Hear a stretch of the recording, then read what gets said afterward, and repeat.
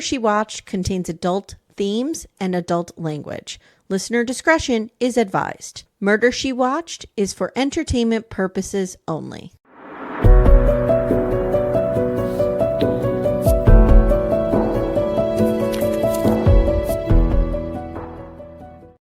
Hi, everyone. Welcome to Murder, She Watched, the podcast where we solve murders from our couch. Becca, we're beginning. Wow. Guys, I'm Amy Archer. I'm your host. I'm here with Becca, who many of you know was my partner in crime on the Michael Peterson case. Yes. R.I.P. to that coverage. Yeah. Yeah. If you guys can come up with any other documentaries or anything with Michael in them, please send them our way. Send them our way. We love him. Yeah. We're turning our attention to another very pompous Southern gentleman. Oh, but in a very different pompous way. Oh, yeah. I'm trying to figure him out, right? To capture his essence. Yeah. He always is like in distress. Like he just talks like, Paw, Peepaw, like, what are you doing? And he's definitely the kind of guy who gives everybody nicknames. Yes. Whether hey they there, like it Teeter. Or not. Hey there, Red Shirt. Hey Yes. there, Paw Paw. Like he just calls everybody something else. But I also love that about Southern culture. I Sure. love that your name could be Richard Alexander, but yet you go by T-Taw. Peanut Butter. When he was a baby, his grandma said he loved peanut butter. So we just call him Peanut Butter. I just give him a little bit of peanut butter. Yeah, you know me, Peepaw. Or like the brother's name, it probably took me a minute to realize his name was John Melvin. Like that was his first name was John Melvin. It's like a Mary Payne. Yes. Yes, our girl Mary Payne. Yes, he has the double name. I will say that there is a real specific Southern culture around all of this. Mhm. But that being said, I'm a Northerner. You grew I'm a up West Coast. born and raised in California. That being said, the idea that one family controls a small town is universal in this country. Yeah, I can understand that. Yes. Because there is a family in my town that pretty much controls the whole town. Mm-hmm. And so this is, same story, different location. And even in San Francisco, there is a very prominent family that's been in politics for years and years and years. And they've gotten away with a lot of bad things probably over the years. Yeah. So I really felt that hard. I was like, oh, this is, more of that. And if any of you, and I know most of you have followed the Karen Reed case, that was a prime example of it on display. Yes. I mean, guys, it's what Michael Peterson has warned us about all along. Corruption in the police department. And when it's him that's the voice of reason. Corruption in the police department. His town, it was bingo halls. Mm-hmm. This town, it's just dead bodies. Yeah. I mean, just piling up. I remember when I first saw this, when it first came out. Mm-hmm. I don't know. And I've mentioned this to you. I don't know what I was thinking, but I remember saying to my mother, I don't think he did it. Oh. What was I doing? Was I drunk? You didn't know all the details. You didn't know. You were just believing a white man at his word. I was raised to do so. Yeah, I don't know why I thought maybe he didn't do it. Yeah. Once I aged up a little bit, in those 2 years, yes. I became much more cynical. And now I think every man has killed his wife, whose wife is dead. It just seems so plausible that he did it. So. Okay. So I have 11 pages of notes. We better get started. Yes. Better get launched. So for those of you listening on the free feed, welcome. Hello. We hope that you will join us on our Patreon, which we call Murder Club, where two things are going to be happening this month.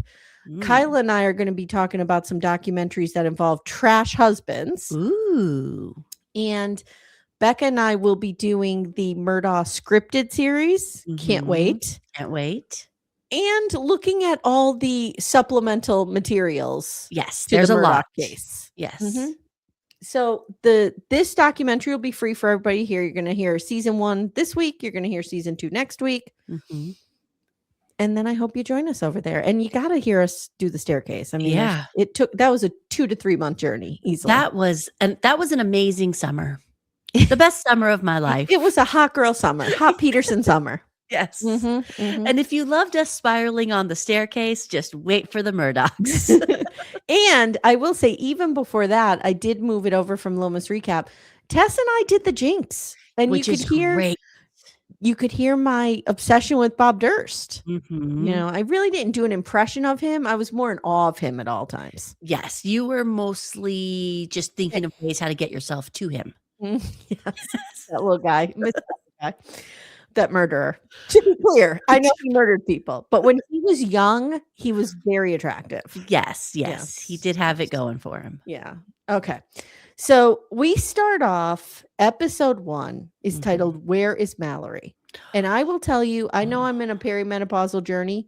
I sobbed through most of this episode. Oh, just thinking about what they went through that night and what these kids are going to go through for the rest of their lives. My heart was breaking for them and the parents. And I think this just hit differently because we have kids this age. Yes, I can see, how kids this age make decisions and they don't make them good most of the time. Nope.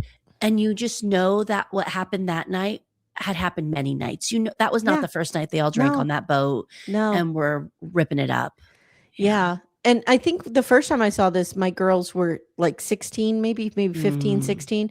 There's a big difference. There's something that happens when they cross into like 17, 18 and they start drinking and stuff and doing this kind of stuff that you're like, oh, this could happen to anybody. Yeah. When there's a certain age that when they leave your house, I guess this is most ages, but when they leave your house like 17, 18, 19, 20, you just have to wish the best that they're gonna. So this is February 2019. We open with the boat accident. Paul Murdaugh's boat hit a piling in Archer's Creek and Mallory Beach has not been seen since. She was missing for hours. Yeah.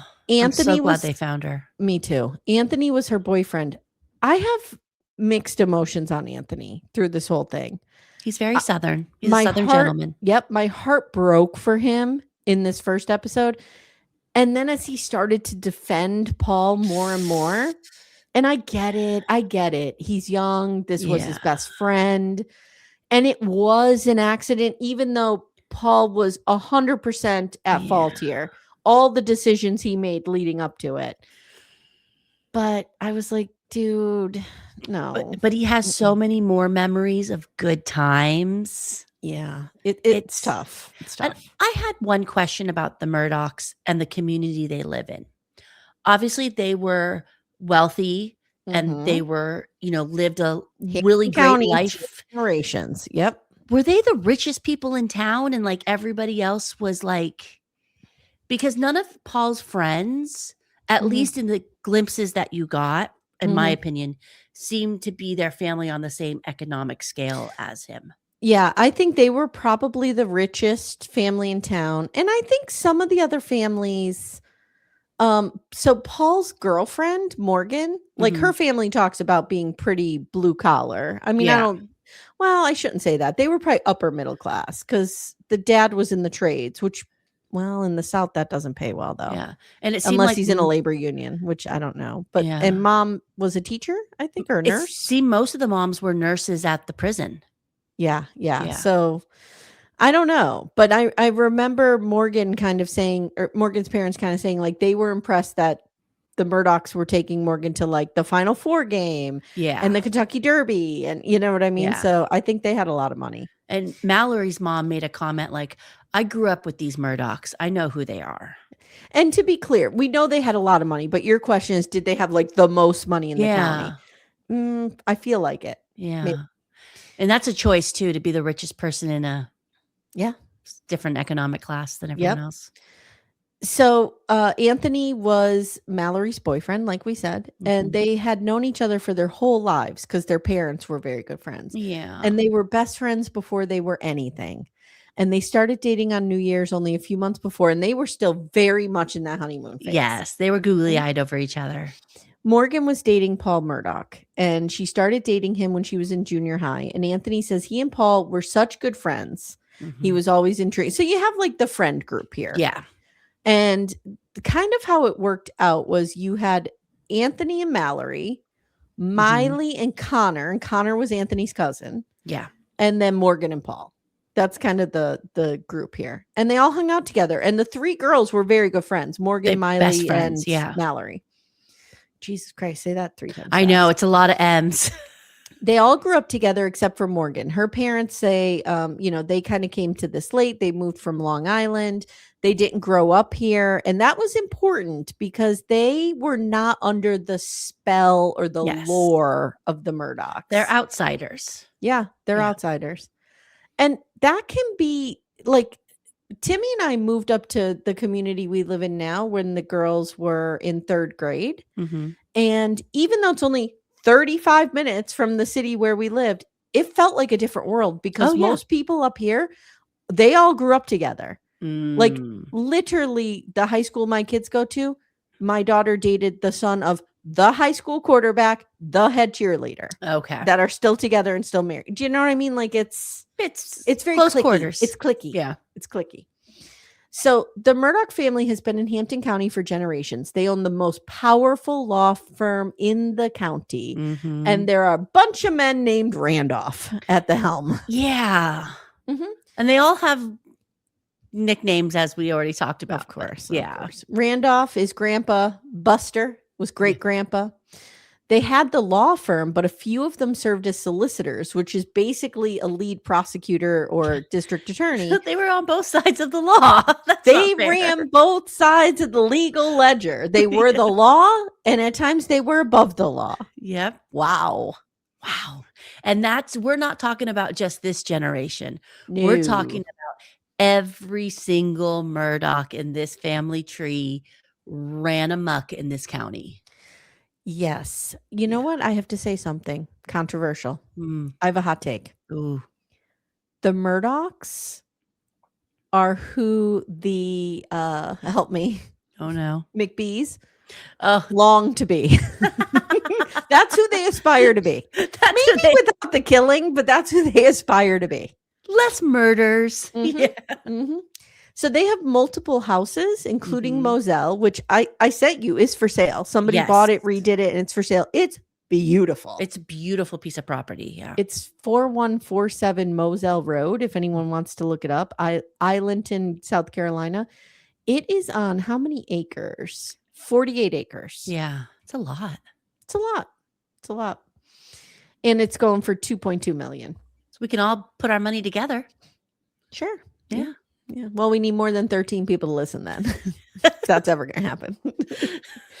So they hunted. They had a bunch of dogs. They had ponds. They even had a plane and a landing strip, which Anthony says Paul told him was for drugs and strippers. Yeah. But Anthony says you can't believe everything Paul says neither.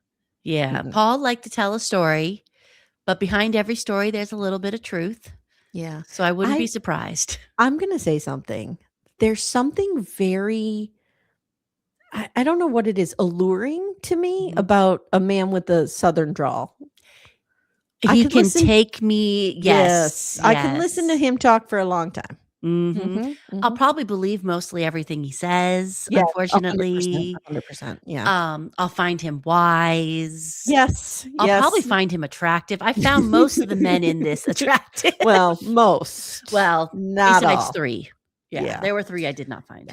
So Morgan says Alex would let the kids into his law firm where he would let them drink. And they were like 15 or 16. Wow. There's a lot of drinking in this family. This is a drinking family.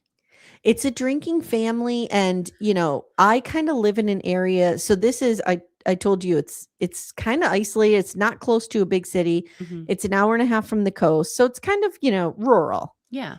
And I live in a rural area now. And all that's here for kids to do is drink. Really. Yeah. Like there's just nothing to do. So I feel like it's a similar culture. But this is not good with parents giving these kids alcohol at this age. No. And my first boyfriend, that was like my high school boyfriend, this reminded me a lot of his family. Mm-hmm. His family was a drinking family. They all owned houses on this lake. We'd go to this lake. Everybody drank from the time you were like 14 on. And I just mean weekends of drinking. Yeah. I mean, we went to prom and his mom stocked the entire after party hotel room with alcohol. What goes through your mind when you're doing that? Yeah, not me. I don't know. I don't know. So I could see like I had a friend whose kids were like 19, maybe 20 years old. Yeah. They went on vacation and she let them drink a little bit because Yeah. they were with her. They were, nobody was driving, nobody was going anywhere. Yeah. That's fine. On our That's vacation, absolutely fine. Maddox, Yeah. my 20-year-old son drank. Yeah. Yeah, that's fine. But I wouldn't be buying him alcohol at 14. And I wouldn't be giving all his friends. No. You're just asking for somebody to get hurt or a lawsuit. Yeah. I don't know. It's terrifying. Well, I guess it doesn't matter when you're the Murdaughs. That's true. Because what are you going to do? Sue yourself? Yeah. So she says she didn't. So Morgan says she didn't come from a family that drank a lot. Mm-hmm. So this was kind of odd behavior for her. But she partook. I mean, she was a kid. She had a good time. She said they were always getting her and Paul alcohol. Paul started drinking a lot. Yeah. And they called his alter ego Timmy. And you could see in the videos where he changes. He does this like hand thing. Mm-hmm. His eyes get real vacant. Mm-hmm. Now I'm married to a Timmy. And I've seen Timmy act that way sometimes. So this fits. Okay. Yes. So Paul, let me put it this way. This kid drinks till he is like blackout drunk. This is not good. This is not good. So Morgan's parents say he had to have been drinking that much for a reason. Like something was going down. I mean, maybe, but he could just be an alcoholic. Like his frontal cortex isn't formed yet. He shouldn't be introduced to alcohol, binge drinking at 14, 15 years old by his parents who are basically sanctioning this. Yeah.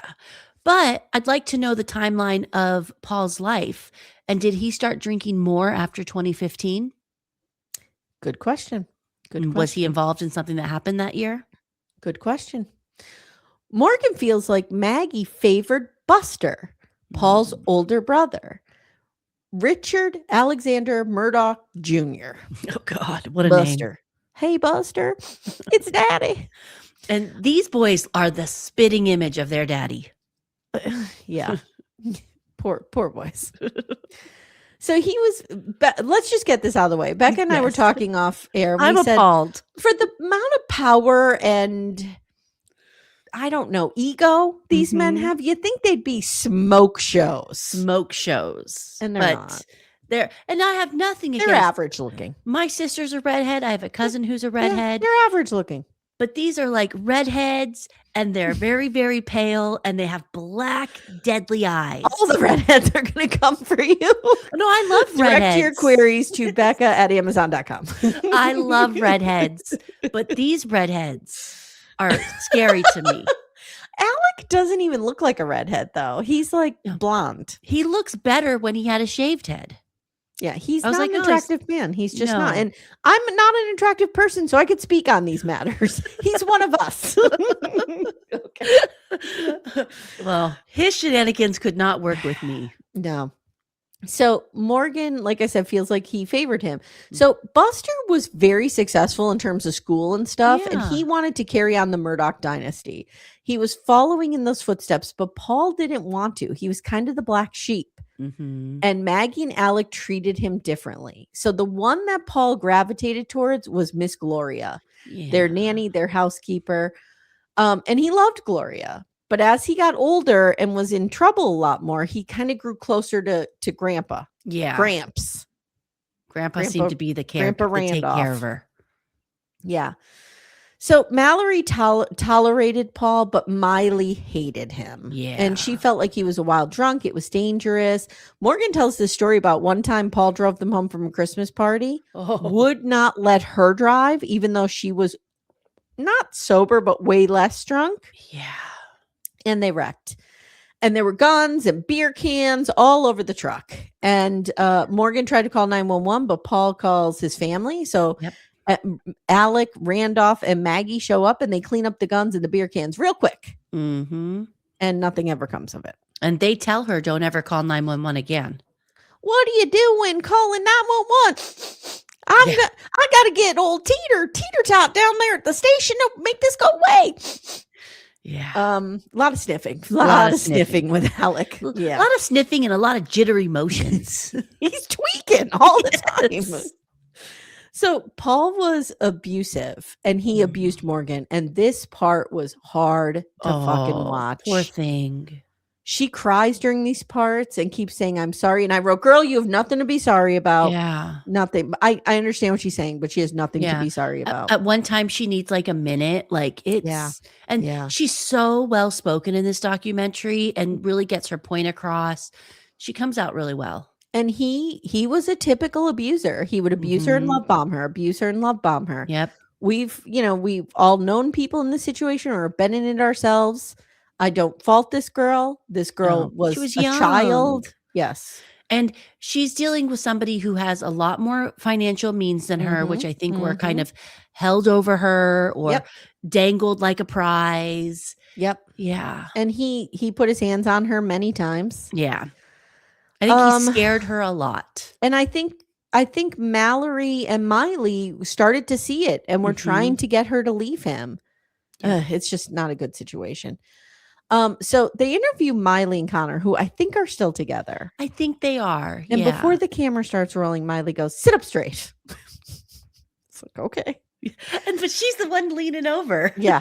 He does not want to talk about the incident. No. So here's what happened. On that morning, February 23rd, 2019, it's 54 degrees. I'm like, oh, that's warm. But they're like, no, it was cold. Oh, I thought it was freezing cold. No, that is it. Right now, look at my outside. It is snow. It's sleeting here. Oh. So they're invited to an oyster roast. And Anthony says it was cold. I didn't want to go, but Mallory really wanted to. So now I was confused here because they have Morgan in a completely different confessional look. Did you catch this? Yeah, she has two. They're in a couple different confessional looks, all of them. Yeah. So I was confused because not only do they all have similar names and kind of look alike, but now we're putting them in different environments. Yeah. Like she has one where she's by herself and she's like in more darker clothes. And then when she's with Cooper, she's like in a lighter outfit. Yes. Yeah. Connor. Yeah. Yes, Connor. Yes, sorry. So they're on the river and Paul and Connor are kind of in charge of the boat because Connor knows how to steer and drive the boat. Yeah. So they stop at a dock. Everyone's drinking. Paul is funneling. Oh. He's getting real shit-faced. Even in the videos and the pictures of him, like hours after the crash, you can tell he's drunk. Yeah. They get to the oyster roast. I'm like, oh my God, they were doing that on their way to the oyster roast? Yeah. Yikes. So we see Snapchats from that night. It's getting late. They're all pretty drunk. Paul refuses to let anyone else drive the boat or to drive them and leave the boat there. Yeah. And I was, again, I'm looking at this through a lens of a 48-year-old. But I'm like, guys, you outnumber him. Yeah. Just get in a fucking Uber and leave him there. Yeah. Who cares? Fine, Paul. You want to stay with your boat? Stay with your boat. There's 5 of us. We're leaving. I also think it's such a different culture, though. It is like a clan culture. You stay together. Yep. We're gentlemen. We're not going to leave our friend here. Yep. We're going to take care of these girls. But didn't you want to reach through the screen and just be like, take an Uber? Yeah. You all have the means to. You could all call somebody's mom and they'll come and get you. 100%. Like, and you just see the decision making of children and you're like, your brain's not developed yet. So they stop at Luther's bar at 1:00 in the morning and Who Paul needs gets more? drunker. Yep. Paul was using Buster's ID to drink. This is important because I was like, Luther's bar, what are you doing? Yeah. But I also think you're not going to, they said it several times in this documentary, Murdaughs don't get told no. And not only that, Paul was like a lot shorter and smaller than Buster. Like, they looked different on this ID. They knew, but he was a Murdaugh, so you weren't going to cause trouble. Correct. And it's there with a cousin. Yep. So we see footage of them coming out of the bar. Yep. Paul's fucking ripped. Wasted. I mean, Paul goes in, Timmy comes out. Let's just say it. And they all beg him not to drive. He insists. They let him. Paul screaming at everyone. He slaps Morgan across the face. I mean, it's bad. The boat's really driving in circles. It's mayhem. And you could tell, and I think it's maybe Anthony who says it, like at this point, we just wanted to get home. Like, let's just end this night and get home. He says he yells at everybody kind of like to get everyone to shut up kind of thing. And So They crash into a bridge, a pylon under the bridge. Yeah, I think that they just started to speed and just crashed right It's into bad. It's bad. They come to, there's no Mallory. it. Anthony dives in the water over and over and over looking for her, but the current is so strong. You hear the 911 call. Connor calls 911 and everybody's screaming. Yeah. Then it switches to what I call cop cam, but it's really dash cam. Yeah. And everyone is screaming. Paul's asking to use phones to call his grandfather. Grandpa, grandpa, grandpa. Yeah. Anthony is screaming at Paul. What are you laughing at? Why are you smiling, you motherfucker? You killed her. She's my girlfriend. Rotten hell. Notice he's not yelling at Connor. No. Because everybody says Paul was driving. Yeah. So Paul calls grandpa and he's like, oh, Cotton Top, Connor was driving the boat and we crashed. Grandpa, you gotta get down here. You gotta get down here. And we see Anthony call his parents. It's so heartbreaking. So sad. Anthony's parents get there and Anthony's mom says to the cops, like, I have Mallory's parents' number, but I don't want to be the one to make that phone call. Okay. No one calls her parents. No. How do you feel about that? I believe that from let's say it's you and I. Yeah. And you're at the scene and they can't, God forbid, find one of my daughters. Do you call me? The police aren't calling you? Right. Yeah, I have to. I would call you. I would have to because I would have to. You have to know this is your daughter. Like I maybe wouldn't say like one of your children is missing, but I would say to get down kids have been in an accident. You have to get down here. Yeah. Just because I'd be worried about you driving in that state. Do you know what I mean? Like, the thing that kind of tripped me out is unfortunately here, the San Francisco Bay Area, we have the Pacific Ocean, which a few people. Did you just say unfortunately we have the Pacific Ocean? Well, fortunately, but unfortunately, if every year people pass away in the ocean because they don't know how to. If you're not from the ocean, you don't know how to treat the ocean. Yeah, you don't know how powerful the ocean is, and people swim out there. But we have a whole system of search and rescue, and they kind of know. Okay, if this person went out on Lindemar Beach, their body's going to come out around the cove. Oh, okay. Like they know the current. Yeah. And it amazed me that no one seemed to know the current. It seemed like the search and rescue was not as it could have been. Yeah. Yeah. There was a delay. It felt like they were waiting to see what the Murdaughs wanted them to do.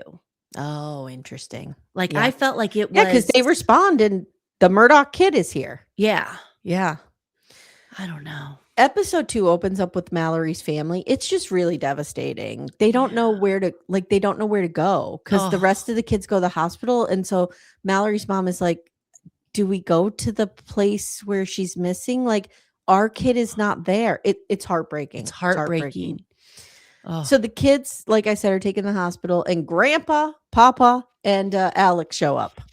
And here we go. Yep. They immediately start their shit. Morgan's mom says the hospital staff was whispering to her saying, you got to get your daughter away from this guy. Yeah. Like this is bad. Morgan is questioned by the cops. We see the CCTV footage from inside the hospital and you can see Alec and Grandpa going to work. Weaseling their way in there. She says she's having surgery on her hand and the grandfather comes in. Yeah. Like, are there no rules in the hospital? Nope. One of the people, I think it's Morgan's mom, overhears Alec say to the police, you can't interview Paul right now. He's drunker than Cooter Brown. Yeah. Okay. So he's admitting he's loaded. And they show pictures of him in the hospital and he's drunk-eyed and shit-faced. Yeah. Connor's dad says, I get a call about the accident and it's Alec. And he's like, your boy was driving the boat, but don't you worry there, Scooter. I got old Cotton Top protected here and I'll take care of him. And Connor says, Alec whispered in his ear as he's getting his jaw wired. Yes. Don't say anything. I got you, Cotton Top. I got you. And we see the Murdaughs talking to the police. Alec running around telling everyone he's the lawyer for these kids. But Morgan is like, get this motherfucker away from me. No. Michael DeWitt is a local reporter and he sees this breaking news. He sees that a girl is missing and a Murdaugh was involved. And he's like, I need to investigate this. This is not good. And immediately we see that the narrative begins to shift on who was driving the boat. Yeah. Ooh, could you imagine them trying to blame you? And unfortunately, everybody's so drunk. There's no reliable narrator. No. But to me, the most reliable thing to point to Paul was driving. We know Paul was driving, but to point to it was that Anthony was screaming at him. Yes. Not Connor. No. In that raw moment. And it was very specific. You killed my girlfriend. Yes. Like you. Yes. So the police wouldn't even let Mallory's parents down by the water. But Malik, listen to me. That's their couple name. Yeah, Maggie and Alec. Maggie and Alec just go cruising right past them down to the water. They're down there. That boat was tore up. And it was smaller than I thought it would be too. I think, do we know how big it was? No. But it looked small. Like it didn't look big enough for all those kids to be partying on in general. Yeah. So Alec's brother shows up, John Melvin, and he's the one who tows it out of there. Okay. Why? Alec calls Connor's family 3 days later and is like, we need to have a sit down. And they meet up and it's weird. The dad goes. Yes. And Alec immediately says to the dad, I'm not recording you, old pig pie. I'm not recording you. I'm trying to think of nicknames. I don't know what they are. 100% I'm recording you, pig pie. Yes. He's like, I don't want you to feel like we're setting you up. But he's very worried about Paul. And, Connor's worried. Connor's like, are these people going to try to disappear me? That's crazy. He's like, Daddy, are they going to kill me? It also felt like the Murdaughs didn't want Mallory to be found. Yeah. I can't remember what mom it was, but like she said, like, did they find Mallory? Yeah. And the grandpa was like, who? Yeah. The girl who's missing, the girl who's dead. That's who. So 7 days after the crash, they find Mallory. And I just wrote, poor Anthony, poor Mr. Beach, poor Mrs. Beach. This is awful. Oh, and Mr. Beach was so... I will say, Mr. Beach was cute. And that salt and pepper hair. Yeah. But I wrote, because he talks, I can't remember if it's him or her mother. One of Mallory's parents talks about taking solace in the fact that Mallory's in heaven. The dad says this. She's with the Lord now, and we'll see her again. And I wrote, this is where I don't hate religion. Yes. Because I think if I was in a similar place, I could see me looking to anything for comfort. Yes. You want to believe you'll see them again. Yeah. And I absolutely think that religion could be a huge comfort in people's lives in moments like this. And that's where I also get a little jealous of people who have religious background like that, because I don't have that to lean on. I just cry. Yeah, same. So Mallory's mom says, I want justice. We grew up with these people. I know how they operate. So a friend connected us with Mark Tinsley. He's cute too. Oh, and he's cute. He's a hunter. You can see. Yeah, he's cute. He can hunt me. Oh, yeah. We just went somewhere. So Mark Tinsley is the Beach family civil attorney. You know what I mean? I just love it when the little guy goes up against a big guy and takes them down. And this guy, you can tell, like, he doesn't care. Nope. Murdaugh. Nope. Yeah. I mean, who better to take on a powerful white man than another rich white guy with a bear on his floor? Yeah. I mean, come on. So he starts with an investigation to prove that Paul was the driver. This is where he wants to start. Yeah. Paul bought the alcohol with Buster's license, like I said, and even though he's so much smaller, it scans, so we're good. Paul's funneling some Natty Light, which, Yeah. Paul's blood alcohol content was 3 times the legal limit by the time he got to the hospital. Yeah. And by the time that they processed and did his blood, like this kid, like, why didn't they just all like wrestle him and tie him up and just... That's what I'm saying. When you are a teenager, a lot of times you don't understand your own power. No. And I think when you're a woman, you don't understand your own power until you're like in your fucking 40s. Yes. And these women, these girls and these boys, they had power. They were the majority. Yeah. But what's they so can't sad see it. They can't see it. Is it Morgan?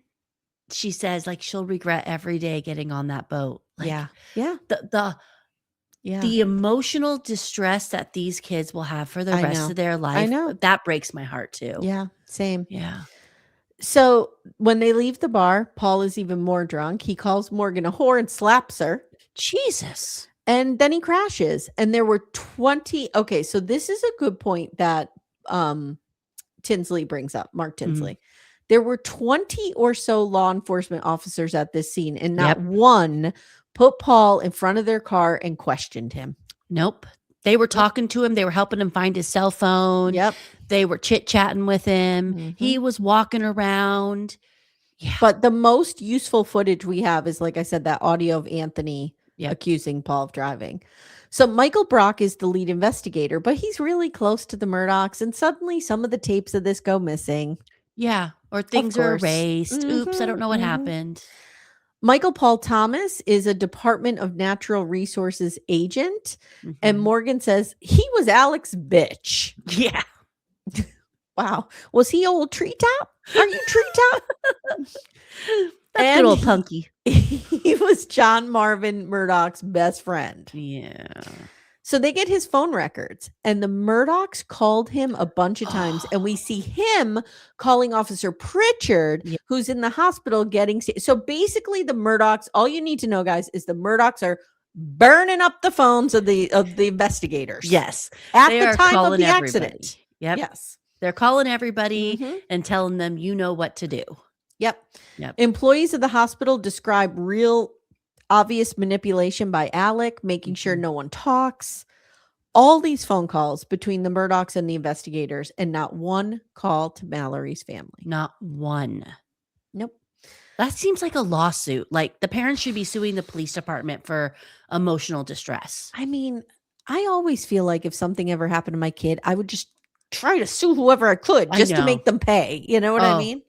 I've told my son, my oldest son works at a gas station part-time. And I've told him that if anything were to happen to him, you would sue the gas station. I would burn the whole city down, starting at the gas station. I would use the fuel from the gas station. So watch out, community. Okay. Yeah. So the officers at the scene, like we said, never called. So Mallory's mom's name is Renee. They never called her. And they actually told Anthony's mom. So we saw Anthony's mom say on the video, I have her number, but I don't want to be the one to make the call. And now we learn that they said to her in response, well, let's not call them yet. Yeah, we don't want to get them upset. We don't know what's going on. God, my heart is just so broken for these people. They fucking deserved to be there. They deserved to talk to all the kids in that moment. Like, they deserve to be there, and period, end stop. They deserve to stand on the banks right there next to the boat and yell for their daughter if they wanted to. 100%. Yeah. Mark Tinsley hires a biomechanical engineer. We know all about this from the staircase. And that I love a good mock-up. Yep. And they reconstruct where everyone was based on their injuries, sort of the trajectory at which they flew out of the boat. That was pretty Mallory had received blunt force trauma to her head and drowned. Oh, I hope not to be morbid, she but I didn't hope know it was what was quick. going on. Yeah, I hope it was just bonk. Same. Done. Yeah. Same. They established that Connor could not have been driving. His injuries just do not match. Yeah. And they go into it more in the documentary. April 18th, 2019, 2 months later, Paul is charged with 3 charges: boating under the influence, causing death, and bodily injury. And they're felonies, I believe. And a shitload of people have to recuse themselves because they're also connected. Like, all these people have to recuse themselves. It was a list, like 3 different judges, the bailiff. It was. But he's not booked into jail. Why? No. Why? During this time, he's trying to reach out, manipulate Morgan, and she has the wherewithal to be like, no. I'm so glad. No. The arraignment. Renee Beach, Mallory's mom, says even Paul's mugshot was taken in like a regular polo shirt. Yeah. He got to show up in what he wanted to court. He didn't ever have handcuffs on him. Nothing. Nope. He's released on $50,000 bail. That's ridiculous. This family has the means to get him out of here. He's a flight risk. They probably own the bail bonds company. Jesus Christ. Okay, so 2 years later, let's fast forward. Dink, dink. Paul has moved into a hunting cabin on Moselle, and he's just living his normal life. Yeah. He's putting out TikToks and Snapchats like the kids do, and just, Timmy's back and doing all this stuff. People are partying with him, and Yeah. None of these kids, though. None of these. No, Morgan says she has cut him out of her life. Yeah. She sought out a therapist. Good for you, Morgan. I hope you get all the healing that you need. Yeah. Morgan's parents are so upset that they didn't know about the abuse. I would feel the same way. Yeah. I would feel the same way. You know, our teenagers are secretive little squirrels. We're not going to know everything. And that's what's so hard. And I understand beating yourself up over that, Morgan's mother, but kids are good at keeping secrets. Yeah. So she actually says, in a weird way, this is what Morgan says, in a very weird way, Mallory saved me because her death got me out of an abusive situation. Yeah. Because you know what? Morgan probably would have ended up dead. Yeah. Yeah. Keep getting in this car with this guy driving. Yeah. So we meet Valerie Bowerlin. Oh, I liked her. She is with the Wall Street Journal and she covers the South. Mm-hmm. And she says at this time, Paul's case was working his way through the system, but he was still up to no good. We also see Buster is expelled from the University of South Carolina for plagiarism. Wow. To be expelled for plagiarism when you are a Murdaugh.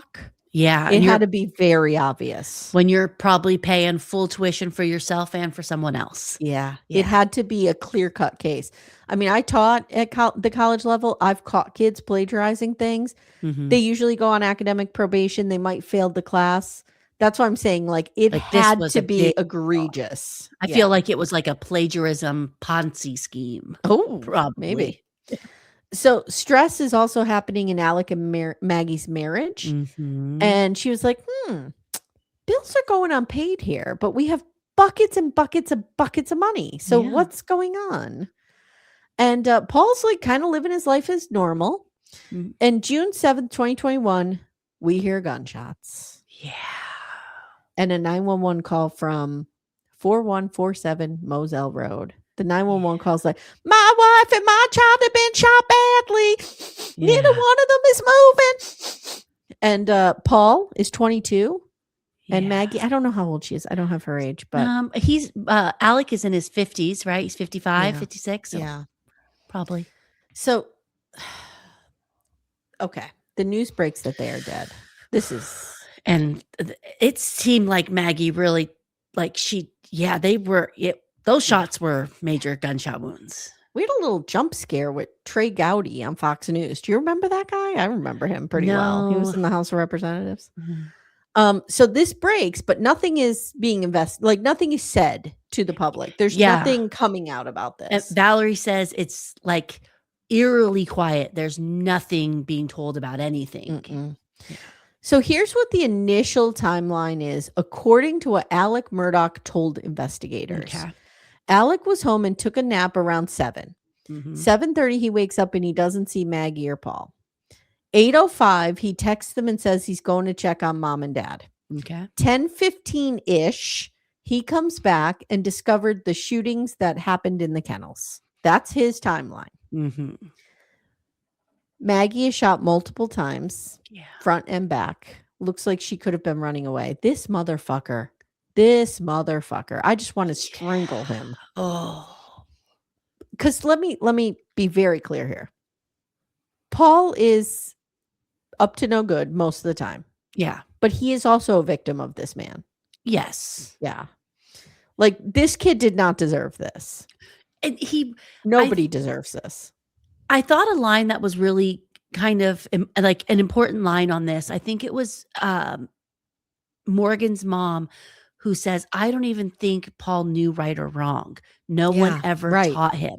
Right. So if your parents are lunatics and they're not parenting you and they're just teaching you to be naughty, it's not really your fault that you're just naughty. Right. It's like we run up against this a lot when we talk about like apprentices, right? Yes. Like you're the victim and you're the perpetrator a little bit. So like, did Paul do a terrible thing? Yeah. Yes.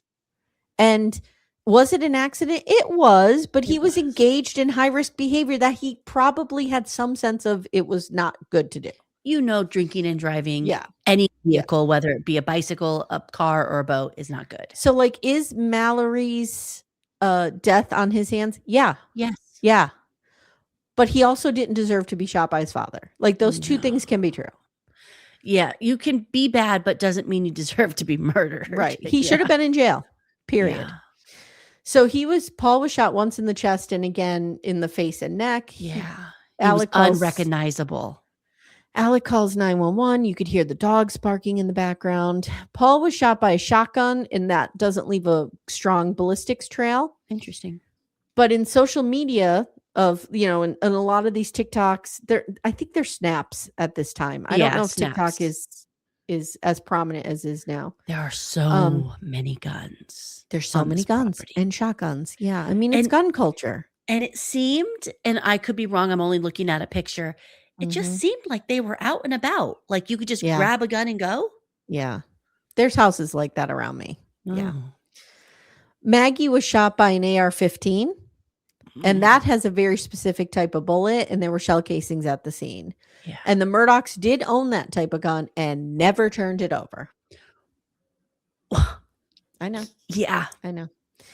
Now the family's on TV saying we need to find out who killed Maggie and Paul because, now we might be in danger. Yeah. And I have to say, Alec's brothers probably don't know that he did this. So, I'm not going to hold this against them, but they've got to have some inkling that something wasn't right.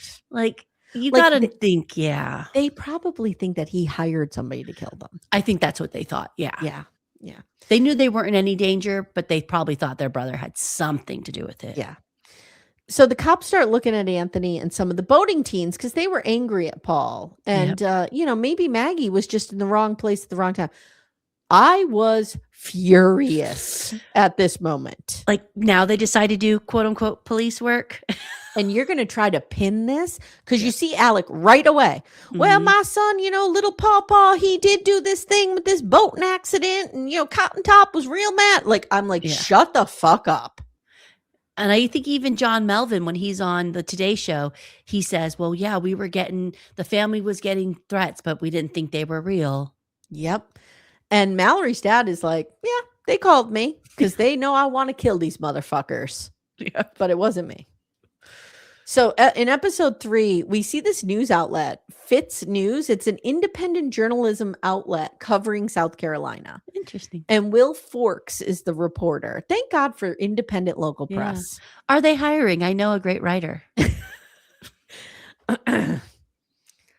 Becca, David. I am not going to sully my reputation by writing for an independent newspaper. True. I am a writer of great fiction novels. Yeah. As you know. How dare you? One was going to be made into a movie. Yeah.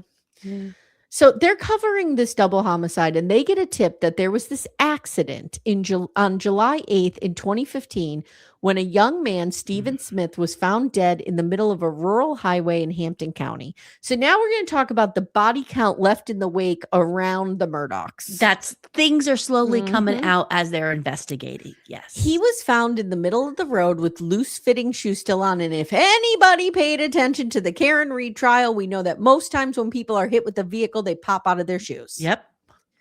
So he was positioned and the blood pattern how he was positioned and the blood pattern were not consistent with getting hit by a car. And he was still holding on to his cell phone, correct? He had it in his pocket. Oh, his pocket. Okay. Mm-hmm. So he starts listening to police interviews. This reporter, Will Folks. And he's listening to police interviews, and the initial report questioned all of these things, right? How was he not out of his shoes? How do you have his cell phone? But the death suddenly stopped being investigated. Just done, withered on the vine. Yep. And Will says he got a copy of the report, and the name Buster Murdaugh is all over it. Dun, dun, dun. Yeah. So Sandy, his mom, Steve's mom, hires a PI, Steve Peterson. And finally, we meet a good Peterson. Have we met a good Peterson? This goes on the record as the one time. The one case. At least in this instance, he's doing good for the world. Oh, Becca, I don't know how to tell you this, but that was really me. I was disguised as Steve Peterson. See, I'm into busting up local local gangs of rogue cops. Ooh. And we know what I did with the bingo players. You brought it down. So I disguised myself as a 30-year-old and decided to investigate this case. As long as there aren't any stairs, you can good to go. I just wrote, oof, this makes me nervous. So he comes in, he starts from the beginning. He starts listening to the highway patrol interviews. People are calling in with all sorts of tips. Yep. You know how these things are in small towns. Like everybody thinks they know what happened. Everybody's letting you know what they know. But it's mostly conjecture and rumor. So they can't really do much with it. So the prevailing rumor, though, is that Stephen and Buster were friends, and Stephen was tutoring Buster and pretty much doing his homework, which I can guarantee you was probably happening. Yes. Stephen was gay. People wonder if Buster and Stephen were in a relationship. And there were some rumors that maybe some handsy things had happened. Yep. Yeah. So what they think happened, like the predominant prevailing rumor, is that Stephen ran out of gas and called Buster, because why wouldn't he if they were that close? Yep. And Buster's on his way home from baseball, a softball tournament with some of his bros. Yeah. So you can imagine he has to explain how this guy, who everyone knows is queer, is calling him to pick him up. So I think it was a hate crime. I think Buster and his bros picked him up, beat the shit out of him, and dumped him. I believe it was some sort of hate crime. I believe that Buster was involved. I don't know if he had any other friends. Like, that's where I get, like, if somebody else was involved, I think by now they'd come out, even with a payout. Right? I don't know. I do know that I listened to a podcast with one of Stephen Smith's friends many years ago when this documentary first came out.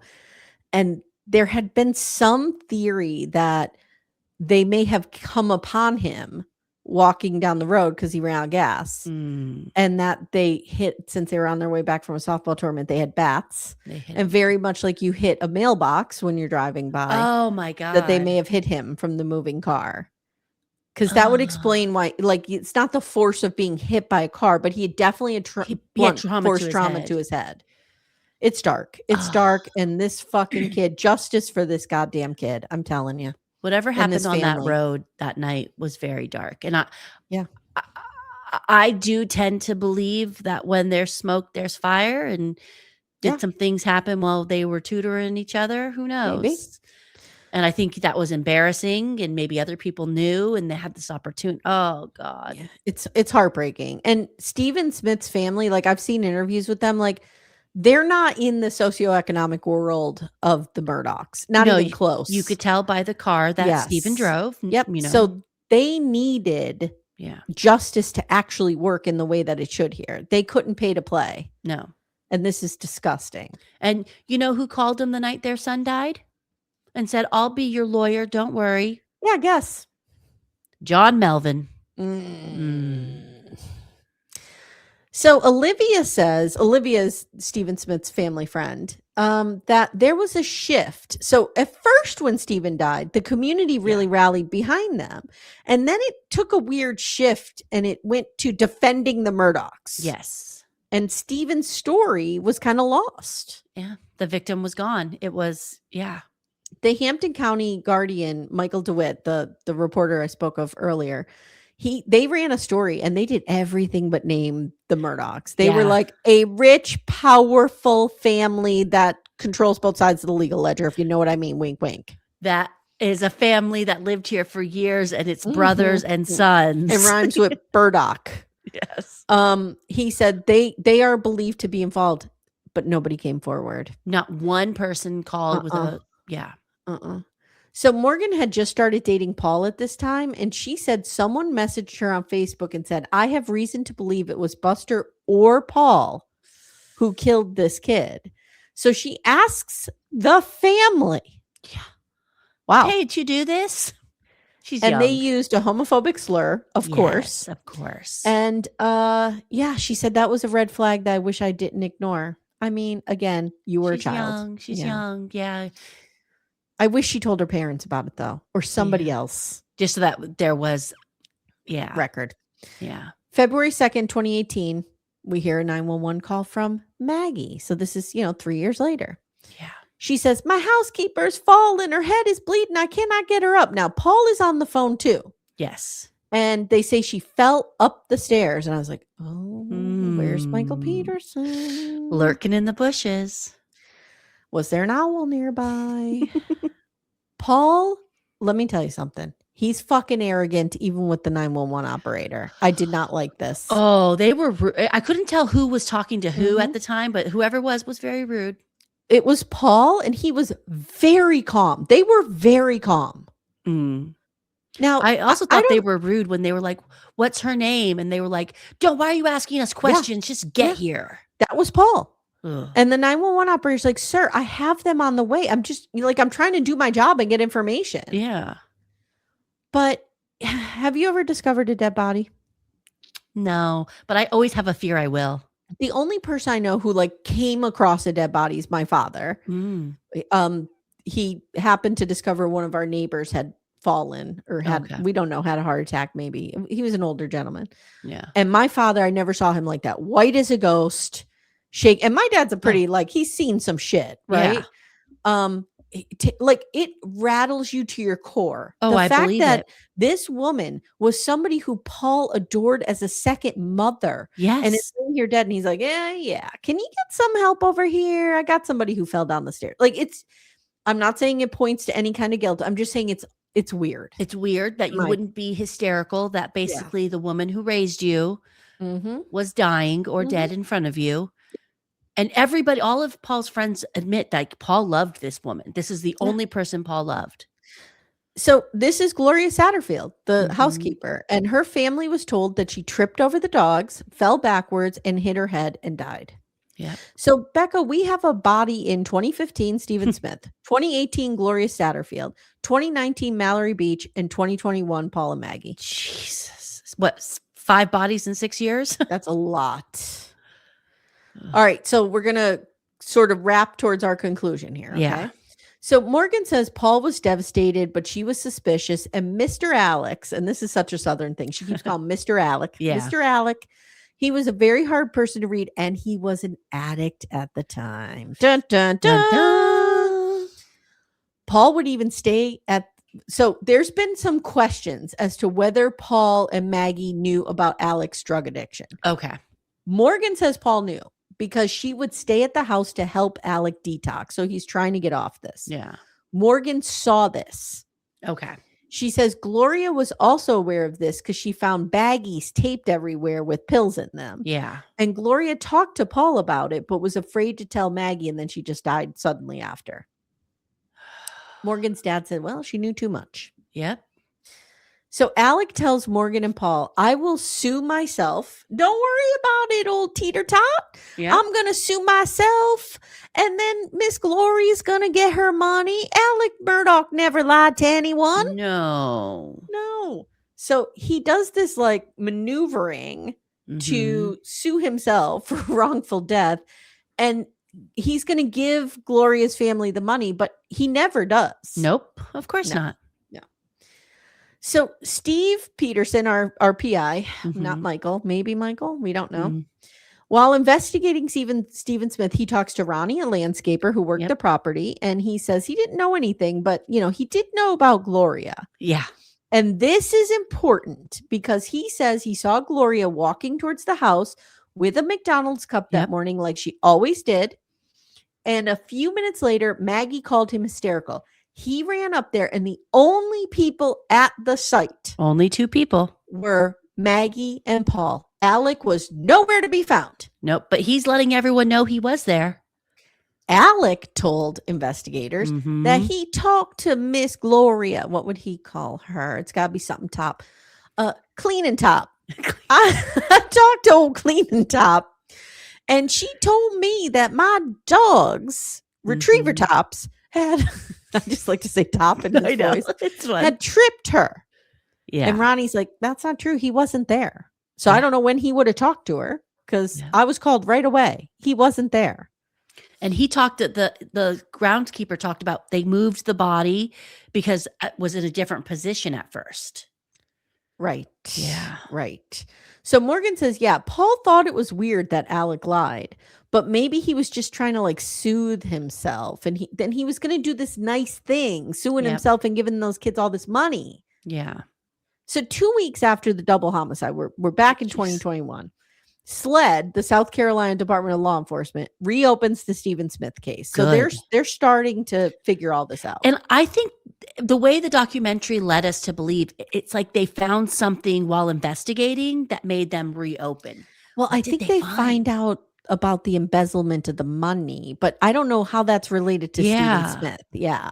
I think they're just like, okay, we know this guy doesn't tell the truth. Yeah. So let's open all these suspicious deaths around him. Or did they find a bloody baseball bat on the property? Maybe. So now 3 months after Paul and Maggie's death, Alec gets shot on the side of the road. Stop it. He calls 911. He's like, I got a flat tire and someone, old beer top, stopped and tried to help me change my tire, and they tried to shoot me, and I'm shot and I don't think I could drive. I'm bleeding a lot of my head. He sounds fine. No, not to take away from being shot, but he sounded fine. He's very calm. Yes. Now he says he was trying to kill himself, but he had hired someone, Curtis Edward Smith. Old shooty hands. That just took me out.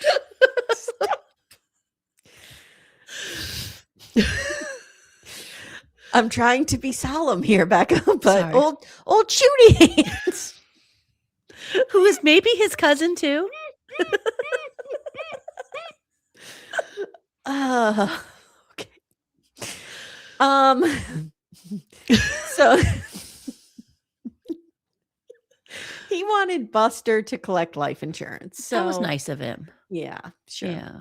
So now his lawyer, and a lot of insurance policies don't pay out if you commit suicide. So that's why he was trying to have old shooty hands do the dirty work. So now his lawyer's on TV saying, well, old Buster Top here, he was addicted to opiates. And so he used his drug dealer to shoot him. Yeah. So Curtis Edward Smith is quite the character. Yes. He is old shooty hands. He's got like 2 teeth, one eye that works. Yeah, he's seen life. He has lived life, this man. Yes. And he says, look, I don't know what happened. He called me out there to help him, and he staged a struggle with the gun, and I just left. And then his lawyer, the best was, did you kill this? Did you try to shoot this man? If I did, he'd be dead. Yeah, that was pretty good. I'm like, and I trust old shooty hands would not miss. No, he's got those. He earned that nickname. So his lawyers say, yeah, Alec Murdaugh stole millions. Yes. So his world is crashing around at this time. Yeah. Because it has been found that he's exploiting money or extorting money, and we'll get there. But basically, he has stolen millions of dollars. And they claim he was buying drugs with it. And everybody's like, that math ain't mathin'. That's a lot of drugs. Then we learn he was writing old shooty hands checks for under 10 grand for months every week. Yep. And it totaled $160,000. And the reporters are like, dude, we did the math here. That's a lot of opioids. Like that's, you're not buying cocaine in the 80s. No. Something's up here. And this leads up to and around the double homicide, the timing of this. So people think he was setting Eddie up. And I think this too. I think this is so plausible. Old shooty hands was going to take the fall for this, whether he knew it or not. Nope. He was coming out there to shoot me, and I had to shoot him. And by the way, I think he also shot Paul and Maggie. Yep. And he was what's the word? Taking money from me so I'd keep quiet. Yep. Yes. He was blackmailing me in some way. Yep.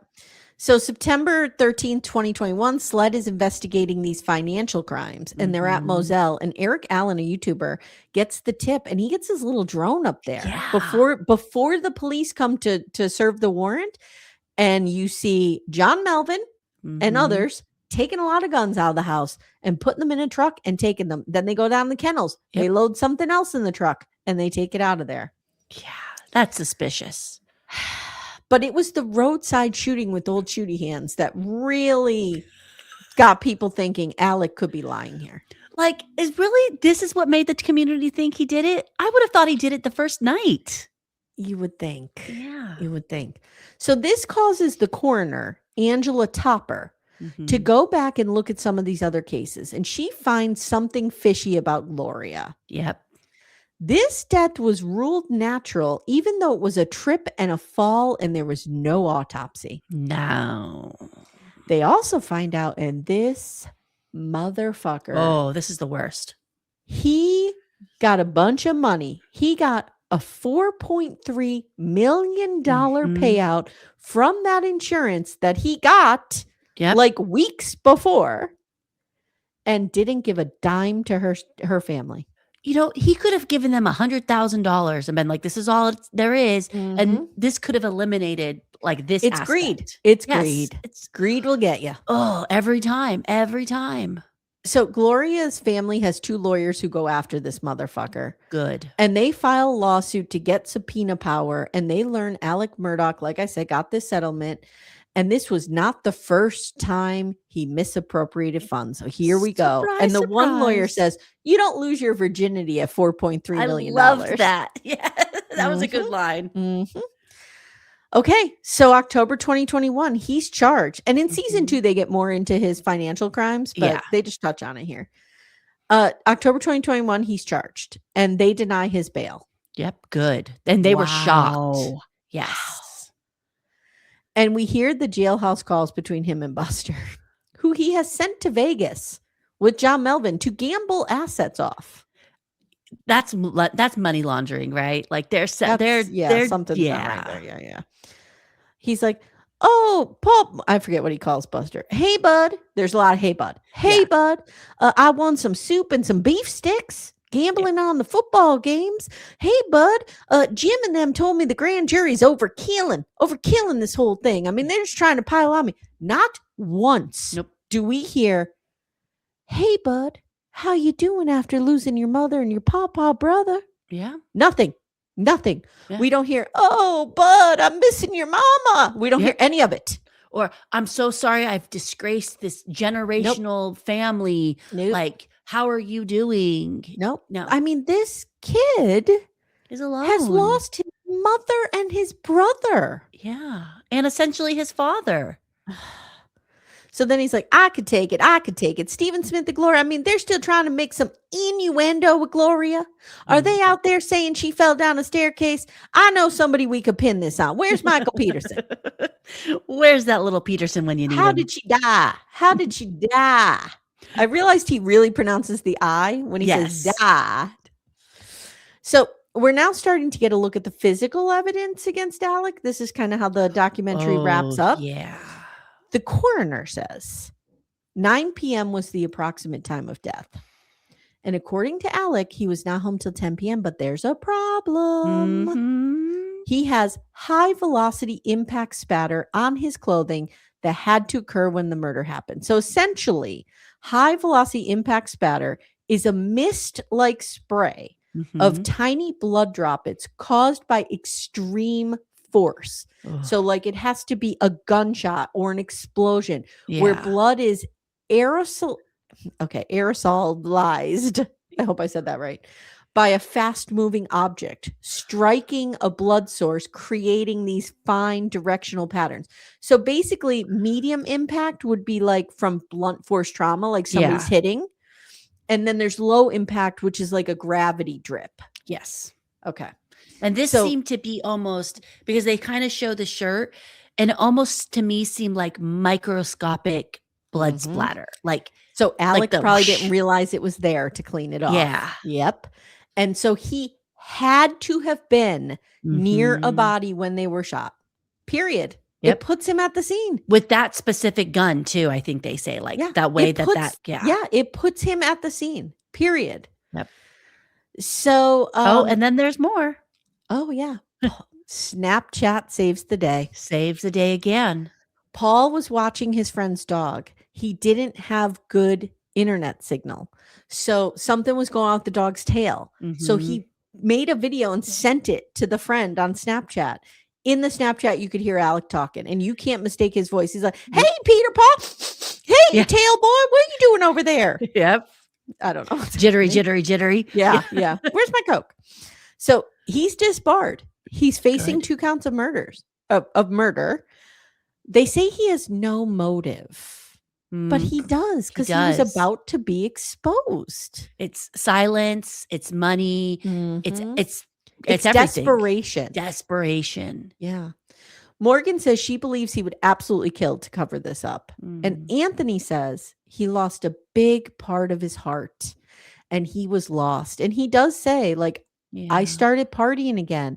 I tried to run away from everything, but you can only do that for so long. Yeah. And this is how we end the documentary. We learn that these kids are telling their stories for the first time. Yeah.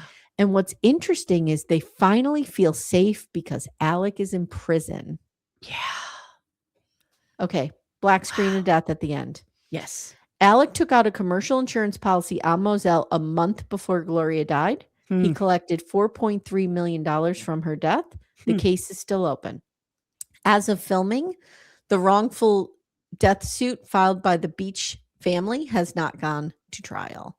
So this was released in, was it 2022? Do you know?